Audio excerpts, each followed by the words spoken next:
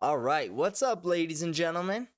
Welcome back to another episode of Elijah Talks Ball. We just wrapped up Thursday Night Football, Week 7, already here. Time is flying, and teams are starting to sort themselves out.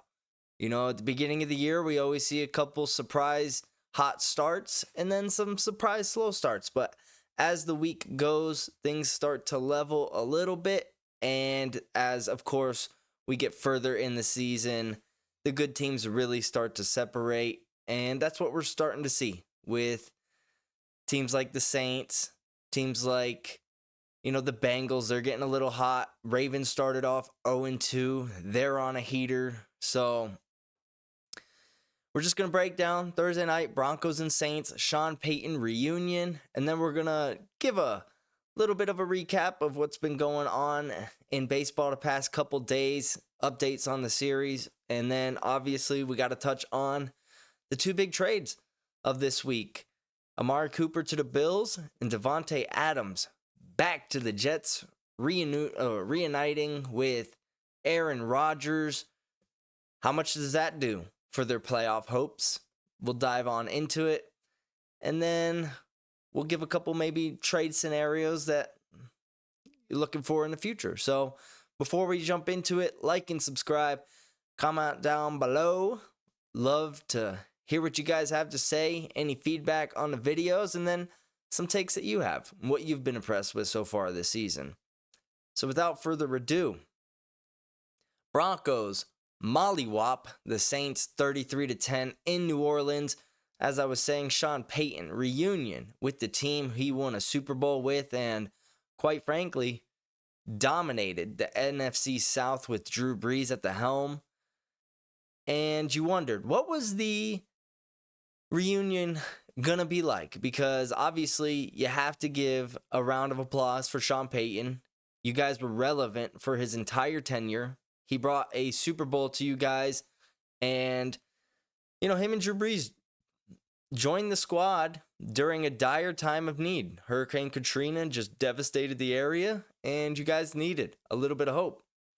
I was just telling my girlfriend during the game that blocked punt on the first game back in the stadium after Katrina hit was one of the most incredible atmospheres that I've ever seen in any football game. And the city really needed it. And it was just a magical moment. Sometimes you feel like God is just watching down on the NFL, giving us these amazing moments and stories.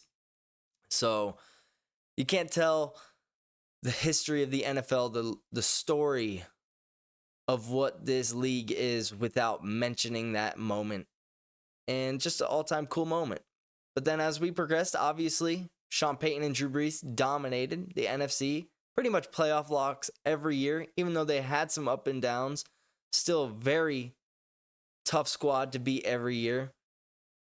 But then a couple years ago, Sean Payton kind of retired out of nowhere, and you had this loaded squad with, young Cam Jordan, young Demario Davis. Marshawn Lattimore was a rookie. Drew Brees still had a little bit of gas left in the tank. Alvin Kamara. But you had some cap issues, if I could say that. That cap was ugly, and I think he saw the writing on the wall. He saw what was to be with the team, and with obviously Drew retiring, the kind of middle area they were probably going to be on, searching for a QB, searching for an identity, and he said, peace out. I don't want to deal with this. But he never shut the door completely on coaching, but you felt like he wasn't coming back to the Saints, and they ended up trading him to the Broncos. And obviously we know last year, tough year, Russell Wilson, you could tell he couldn't stand that whole situation. But as the year progressed, had that team playing. We all know Sean Payton, great coach, one of the best. And you wondered if that left a salty taste in the Saints' mouth with how it departed, because it did feel like, not for sure that he was bailing, but didn't really want to deal with the BS that was probably going to go on. And, your team, quite frankly, hasn't looked the same in many years, even though you've fought and had some, 500 seasons and played competitive ball, nobody's taking you that seriously. So tonight, the reunion, Sean Payton was going to have his team get up for this game, and they did exactly that. And obviously, warm welcome for him. You have to be. You have to be classy. It's like Bill Belichick, even if he left for the Jets, Dolphins, or Bills, when he came back to the Patriots, you have to just give a massive standing ovation what he did for your organization. And Sean Payton did that for the Saints. So the big story here is the Saints are just leaking oil everywhere. I mean, they're blowing tires, their engine's breaking down, they need a new transmission, power steering is gone, windows are broken. It's bad. They started off 2-0, 91 points through the first two games. Clint Kubiak, their offensive coordinator, everybody wanted to hire him as an offensive coordinator, hire him as a head coach after his first year of being an offensive coordinator. 2 games in, they said, give him the job. He's the new Ben Johnson. And we've seen this team come down to earth. And obviously tonight they were playing without Olave, without Shaheed, who really sucks. He's out for the season. He started to break out. You're excited to see what he had, but just injuries all around the team, and they played like it. And Spencer Rattler, he had a tough second half against the Bucs, and he had a really tough game tonight. I think we've grown a little bit accustomed to rookie QB succeeding, all from just one QB last year in CJ Stroud coming on and turning the last place Texans into a playoff team that won a game and took it to the Ravens into the second half, but, played at a MVP level last year.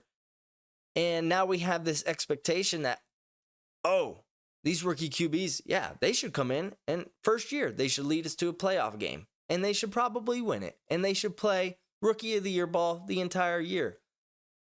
But that's just not realistic. That's not how the NFL works, and it's never how the NFL has worked. Every once in a while, we see generational QBs come in and light it up in their first year. We saw it with Andrew Luck, and Joe Burrow during his time, even though he got injured, was playing great football, and then into his second year brings him all the way to the Super Bowl. But that is not the norm. A lot of the time, it takes these rookie QBs a couple weeks at the least to find their footing, and then a year or two to really solidify themselves as a solid starter, if they do. So, you want to overreact and say, the NFL looks like too much for Spencer Rattler right now. What I can tell you, in a rookie's first games, you just want to see flashes of excellence and moments of potential. That's what we're looking for with Drake May as a Patriots fan. And he's showing that, even though he turned over the ball 3 times and we lost by 20 points. There was a lot of moments in that game where you're like, okay, we might have a guy here. And there's moments when Spencer Rattler is playing quarterback and you have those moments. First play of the game, throws a nice pass out to Foster Moreau. And, last week comes out, leads the Saints to 27 points in the first half. But defenses, they adjust quick in the NFL. And sometimes when you go out there right away, it seems like these guys, they're playing with their instincts. They're not thinking too much. They're just letting it rip. But then as the weeks go, they start to get a little bit more analytical of it, and they hesitate a little bit. So,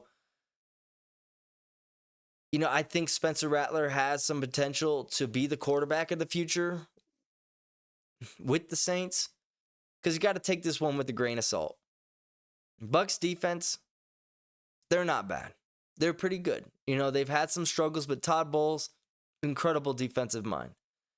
We all know the Broncos have been playing lights out so far this season. They are just on a tear. You could say Vikings and Broncos, the 2 highest blitzing defenses, are 2 of the better ones. And so you could only expect that with all the injuries that I listed earlier, on offensive linemen, your 2 best receivers, that he was probably going to struggle a little bit. And he did. And that's fine. The bigger worry here is your defense. First 2 games, only allowing 14.5 points per game. Over the past 5, they're allowing 30 points a game. Mind you, Dennis Allen is a defensive head coach. And you have pieces on that team that would expect you to maybe not be top 5, but definitely top 10. And you guys have been getting gashed. And you still have Tyrann Mathieu. You still have Cam Jordan. You still have DeMario Davis. You got Brian Breesy, who's coming along pretty well. Your first-round pick a couple years ago. You have Marshawn Lattimore, a true lockdown number 1 corner. And you guys put up 33 points to the Broncos, which their only offensive weapon is the legs of their quarterback. So, to me, the Spencer Rattler stuff will work itself out. I still think going into next week, he's going to be the QB1, even though I believe it'll be a competition. Jake Haener came in, kind of gave life to the team on that last drive, but, you're losing 33-3. It's not like the Broncos defense was playing balls to the wall. They got backups in. It's just human nature to let off the gas a little bit. So you got to take that with a grain of salt as well. But I expect it'll be somewhat of a competition. My nod would still, let's see what Spencer Rattler has, because you drafted him in the 5th round, so you got a hell of a bargain on him. Derek Carr, we know what he is. He's up and down, and you are paying him a lot of money. But at this point with your team, you have a younger offense than you do a defense. Why not see what you have in this guy?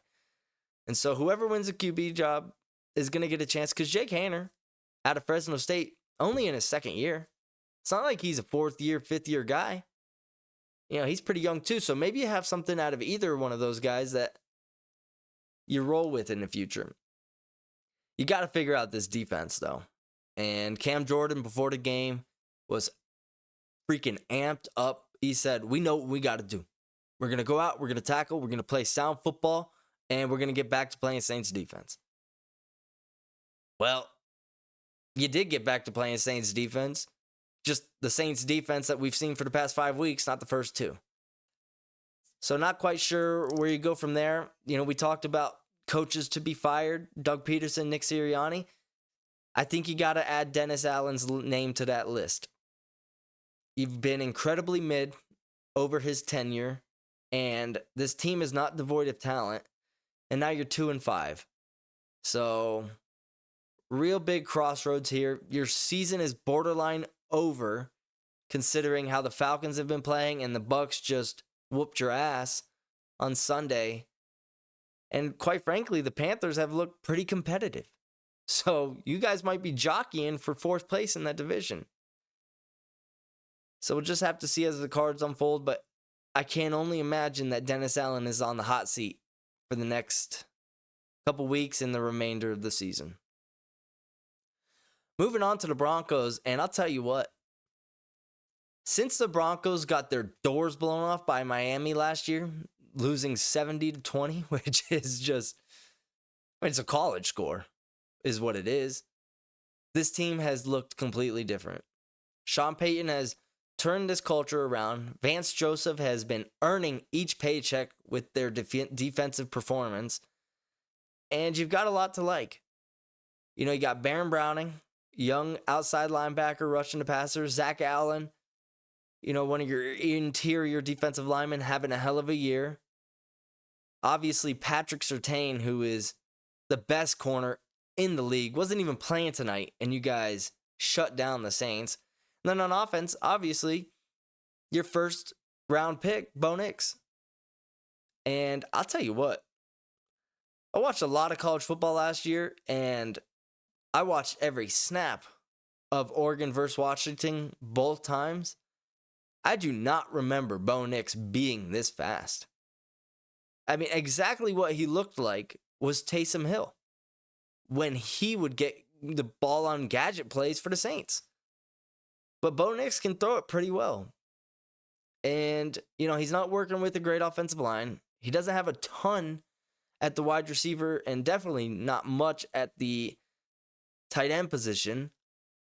But it goes to show you what having a solid offensive-minded head coach that's been there, done that, can do for a rookie QB. Because, yeah, he's had his ups and downs. But if we just zoom out and we look at the grand landscape of what rookie QBs typically look like, and we, minus CJ Stroud from the equation, because it's definitely tainted the water of what we expect out of these guys, Bo Nix is having a solid rookie year. You're 4-3, which nobody thought you would be at over 500 at any point in the season. And you're doing it with lackluster running back play. And as we mentioned, other skill positions have left a lot to be desired. But Bo Nix he's doing it on the ground damn near every other play. And at Oregon, we saw a lot of him getting the ball out at the line of scrimmage, underneath within 5 yards, and letting his playmakers at Oregon, which probably the fastest team every single year. So we weren't sure what he could do with his legs and down the field. Same thing happened with Justin Herbert and CJ Stroud as well. They had so much talent at the skill positions in college that they never had to run the ball. But then you saw CJ against Georgia in the college playoffs. You're like, holy shit, this guy can move. Same with Justin Herbert. Coming into the league, you're like, I didn't know this guy could gallop. And tonight, watching Bo Nix run down the sideline, there's not a doubt in anybody's mind he's their best rushing threat. And he's a pretty big dude. Sometimes you look at Aaron Rodgers, you don't realize the dude is 6'2", 220 pounds. Same with Lamar. You're like, damn, they look a little smaller. It's like Steph Curry's 6'1", 195 pounds. You're like, that's a pretty big guy. Like, I'm 5'11", 195. And I'm bigger than most guys. They look smaller because they're surrounded by just fucking behemoths of men on the offensive and defensive line. But I also saw a little bit of spice out of Bo Nix tonight. He seems like he's got a little bit of edge to him, which is just what you need at the quarterback position. You don't need it in spades, but you need a little bit of fire. You need a little bit of Baker Mayfield, a little bit of Tom Brady, and even Peyton Manning. People, they look at him and remember him as this kind of goofy guy because of the SNL skits and the commercials, and now Peyton and Eli on Monday night. This guy did not fuck around in the huddle. There's a hilarious story of Alex Gonzalez dives for a pass with one hand on a hitch route that Peyton clearly missed the throw, and he was jogging back to the huddle, and Peyton pointed at him and told him to go on the bench. If you ever use one hand again, I'll never throw you the ball. That's what these quarterbacks, you have to have a little bit of that. You have to be able to galvanize the team and say, listen, I will put my shoulder into the chest of this defensive player and we'll get this first down, whether I got to sacrifice my body or not. That's what rallies guys around you. And you're seeing it a little bit with Bo Nix. So if I'm a Broncos fan, I'm incredibly encouraged. You're going to continue to go through the ups and downs this year and probably next year as well. But you're getting out from under that Russell Wilson contract. Your team is getting younger. You have some nice pieces that we've mentioned. Now you're going to add another draft with Sean Payton as the head coach, another offseason with acquiring talent that we've seen he's elite at building teams. So you're on the up and up here. And we're looking at this AFC West, Chargers, Broncos, and the Chiefs. This could be an NFC North style division next year where the top three teams is like, holy shit, are three teams going to make it out of this division? So the trajectory of the Broncos, you got to be happy about it. And you wondered at any point last year, was Sean Payton pissed off that he came back to football? And I'm sure he was at times. And I think that is a fleeting thought at this point because you like what you see out of Bo Nix and just the team in general. So you move on to 4-3. You're in the driver's seat. You beat the Jets. That's a huge tiebreaker for a potential playoff spot. And you're going to have a better schedule than some of these other teams because you finished third in your division last year, so you're only going up against third place teams from last year. So the schedule somewhat favors you, even though you got to go against the Chiefs and the Chargers. But, anything near 500 is a success for you guys this year. So excited for the Broncos. Saints, good luck. Looks like you're going to be jockeying for a top 5 pick. I'm there with you. Patriots 1-5, so I feel your pain. Not trying to dog you. Just probably going to be a long season for you guys. But moving on, we just mentioned the Jets. We got to talk about the trades. This is crazy. I woke up Tuesday morning. ESPN notification. Jets are finalizing a trade to send Davante Adams to the New York Jets. I was like, holy shit. Aaron Rodgers said, I can't with these people anymore. Get me my guy. And of course, they did exactly what their daddy asked. And they went out and got Davante Adams, which, not knocking the move, because at first, you felt like you were going to have to give up at least a 2 and then another pick to get him.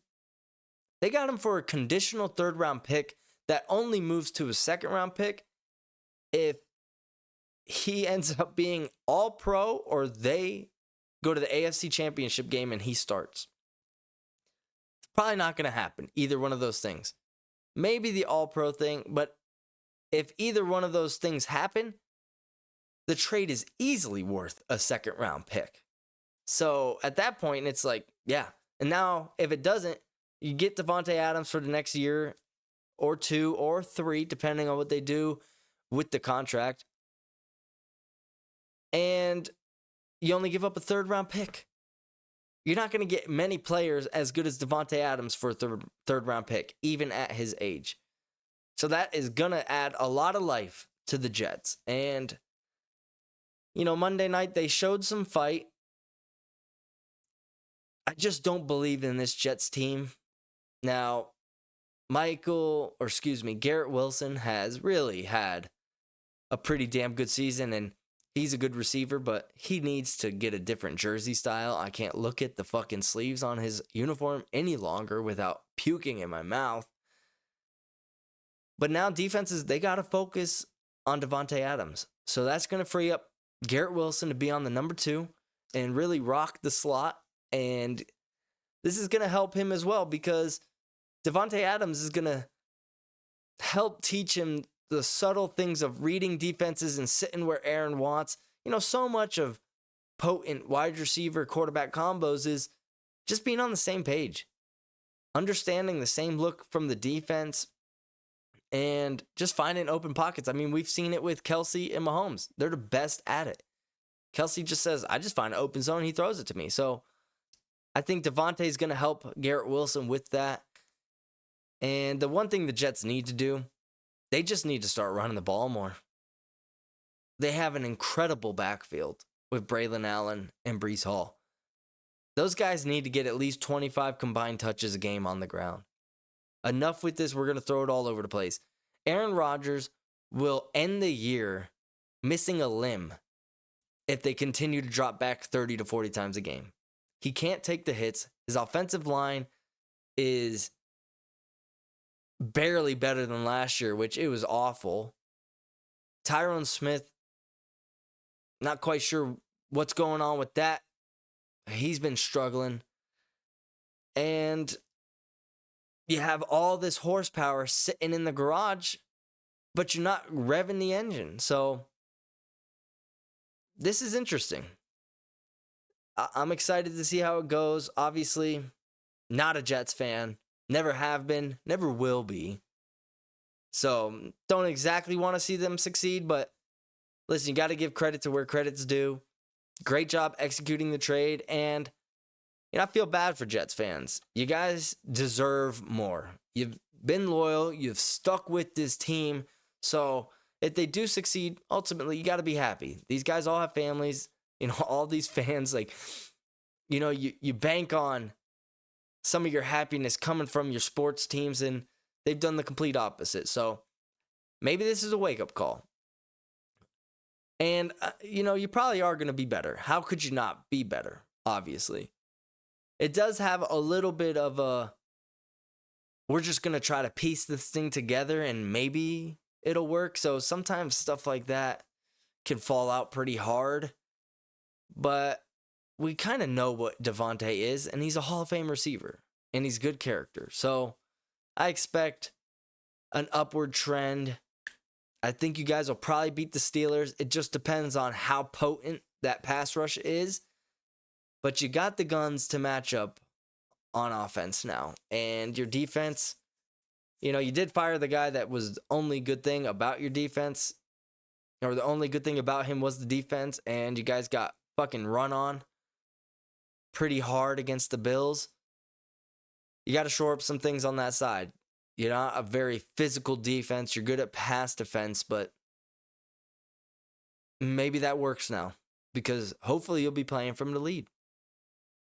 The next thing is Bills, they woke up just like I did, saw the text saying Jets got Devontae Adams. They said, holy shit, let's go get Amari Cooper. And they trade for Amari Cooper for a 3rd round pick. And I was texting with a buddy. He was like, I'm not a big fan because I was mentioning, would you trade a third and a 5th for Amari Cooper and a 4th? And he's like, nah, I think he's overrated. And I just disagree. I think Amari Cooper is one of the more underrated receivers in the NFL. I mean, he's been with 3 different teams, 3 different 1,000-yard seasons, just continually puts up numbers with really shitty quarterback play for his entire career. And now he gets a chance to go play with one of the best quarterbacks in the league. He's still got a lot left in the tank. He's a free agent at the end of the year, so you don't tie yourself to any long-term contractual stuff. And you bring in a high-caliber player, high-character guy that this isn't a hit-or-miss kind of trade. You know what you're getting. This guy's been in the league for almost 10 years, and he's produced every single year. So watching that Monday night game, you could just tell. Bills are missing something. Because you got a solid backfield with James Cook, and now you have Ray Davis, who's coming on, your rookie this past year. And you got Shakir in the slot, Kincaid and Knox at tight end. Keon Coleman, your 2nd-round pick this year, starting to make some plays. Well, now you add a bona fide number 1 to Josh Allen, and this is the missing piece that you guys need. You obviously still need to shore up some things on defense, but the one thing we never have to worry about with the Bills is that they are going to come out and they're going to play physical ball. Whether you beat them or not, they will make sure you go home feeling kind of sore. So the defense, Sean McDermott, they'll figure that out as the guys get reps. Milana will come back. You'll start to figure some stuff out. Terrell Bernard, he's back, and he's been looking great. So you'll start to figure some stuff out on the defensive side of the ball. But now you got a potent offense that really should be able to put points up on everybody. Because as we mentioned with Devontae Adams, getting Amari Cooper just opens up so much more of your offense because now teams aren't going to roll over to Kincaid. They're not going to roll over to Shakir. They're not going to stack the box to stop Josh Allen and James Cook from running. They got to focus on Cooper. So, great trades by both teams. I got to say, I would be calling around if I'm the Patriots or any team, and I believe the Patriots' reason for that they're not making some of these moves is they want to see the young talent and see what they've got, which I think is a smart move. Maybe Jalen Polk's a guy, even though he struggled. You got Javon Baker. He hasn't played, but drafted for his potential. Demario Douglas, he looks like he's going to be one of the better slot guys. Kendrick Bourne's coming back. He's a solid number 2. Kayshon Boutte's coming on. So you want to see what you got with some of these young guys. But if I was a GM and you felt good with knowing what you had at the skill position, I would be calling around all different areas of the field because it feels like the trade value on a lot of these things had just gone way down. I mean, Devontae Adams for a 3rd, Amari Cooper for a 3rd. Jalen Ramsey, he went for a 5th? I believe. I could be mistaken. These are a third or a fifth, but some of these trades, like, that's all they got? That's crazy. And that's why I think a big reason that a team like the Lions, when we mentioned them, they got to go out and they got to shop for some defensive ends. A team like the Bills, will they shop for another corner or another defensive piece? There's just so many good players that it feels like you can get at a discount in this era of football. You'd be a fool if you're in a Super Bowl window to not take advantage of it. So, looking to see that. And yeah, if you're a Bills fan and Jets fans, you got to be pumped up. So, good job by the GMs. I got more faith in the Bills move.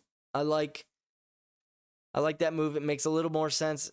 The Davante Adams thing, it just seems like it was destined to happen and it'll help, but I take the Bills more seriously. And so, great move by both teams, fan bases. Good for you guys. And, Raiders and Browns, you know exactly what you're in for the rest of the year. Good luck. It's going to be brutal. Amari Cooper was the Browns' only exciting thing on offense. I mean, now you get Nick Chubb back. That's going to help, but you guys aren't going to be winning games, so how many carries is he going to get? This Browns team has got 2-3 wins written all over it because Jimmy Haslam has no fucking idea what he's doing as an owner. Poor Kevin Stefanski, a really solid coach. If I'm him, I want to get fired and go get a job somewhere else.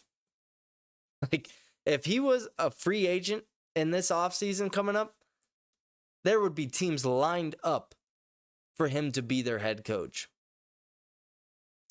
And then the Raiders, I have a little bit more faith in your organization, but not a ton. If you trade Max Crosby, which I can't see a world where you do, unless you get an absolute haul. The Lions want to give you 2 first-rounders, a second, plus, a fourth and a player. Then you'd be foolish to not take that trade. But he is the only reason Raiders fans have not boycotted your fucking organization.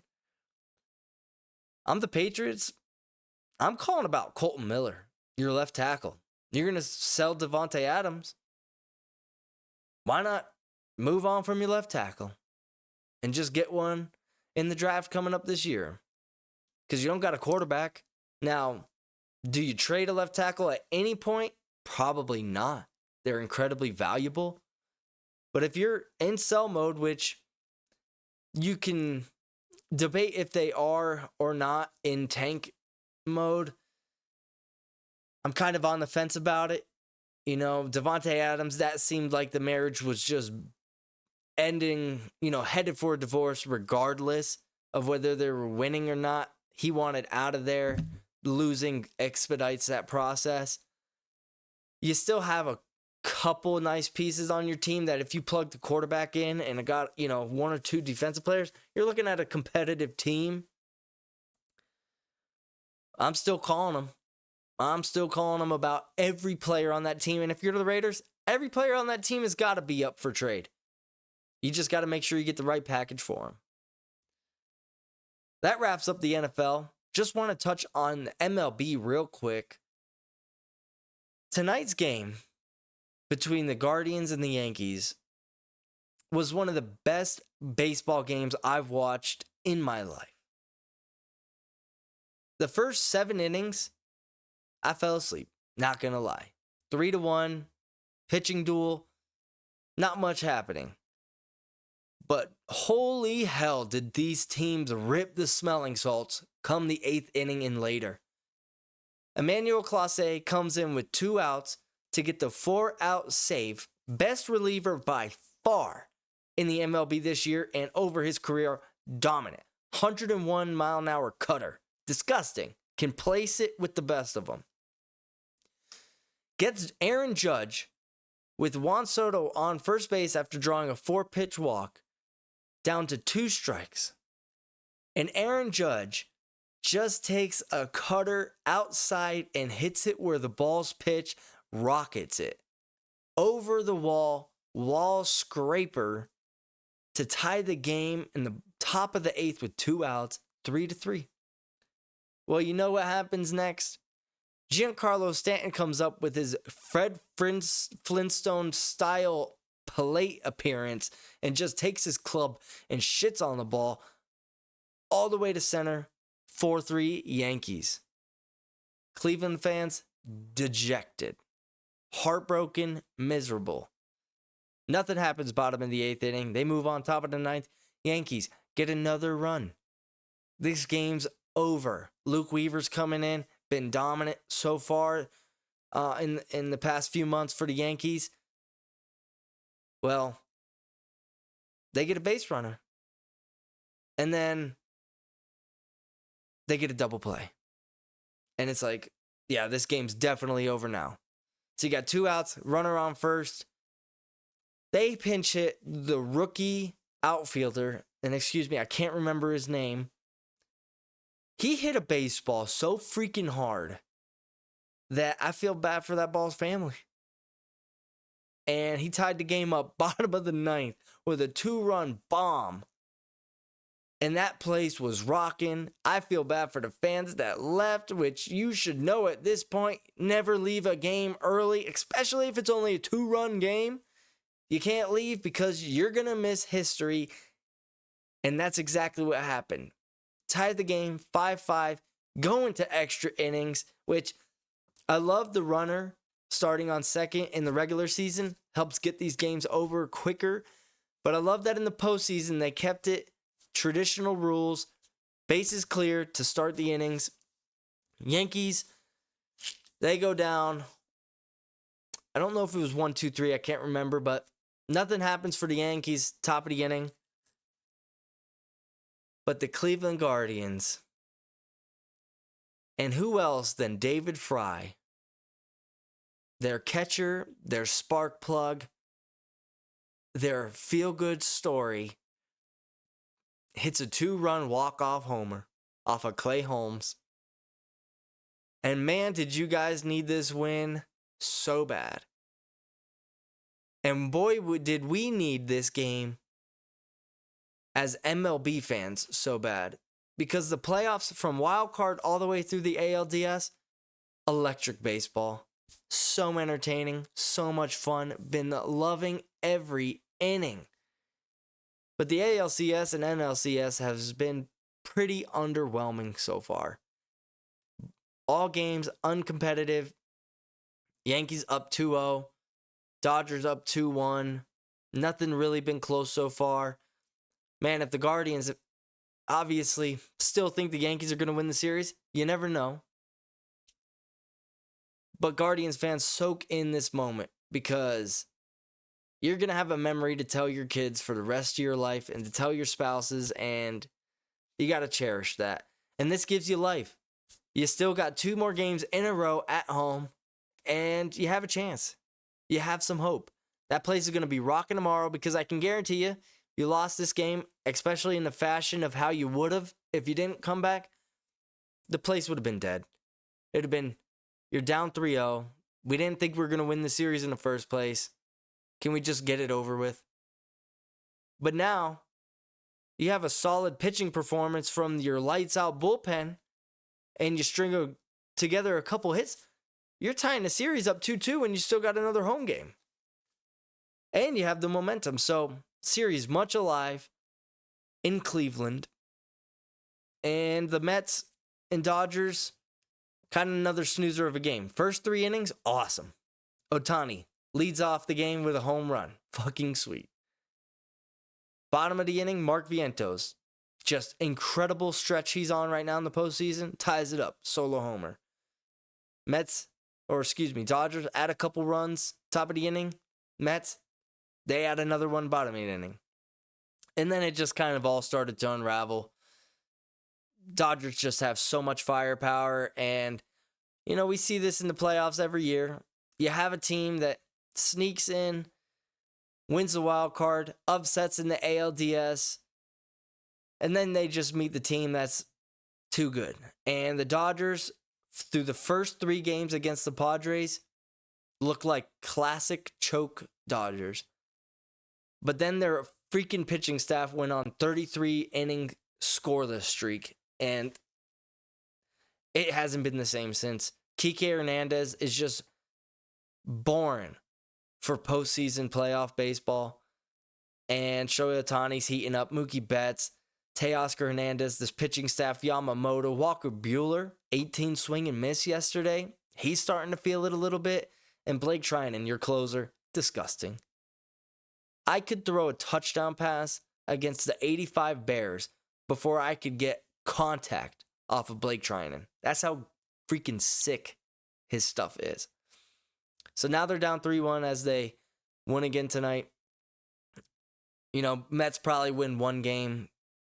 Their final home game, kind of leave their fans with a good taste, but Dodgers are probably going to take this series. And I'll tell you what, if the Mets come back, this will be just the greatest postseason we've seen.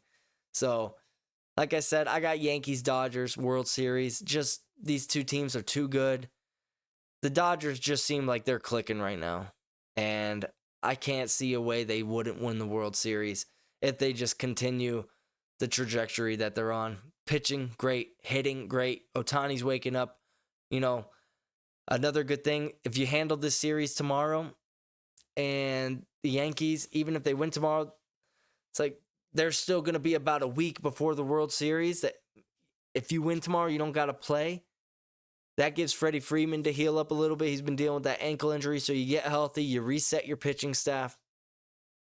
I got Dodgers in 7 against the Yankees. That's what baseball needs. Would love the Subway Series. But Dodgers, they just seem like they've got it clicking right now. Backward against the wall, against the Padres, and they answered the bell. Another good thing, a bright spot for the Yankees is that if you sweep the Guardians, well, what good is that?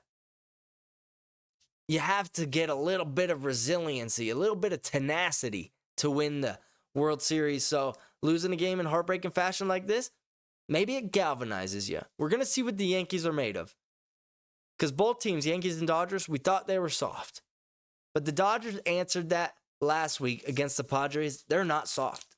They came out backs against the wall, down 2-1, big-time favorite to win the World Series, and they shut them out back-to-back games to take the series. Then they come out, and they shut out the freaking hot Mets game 1.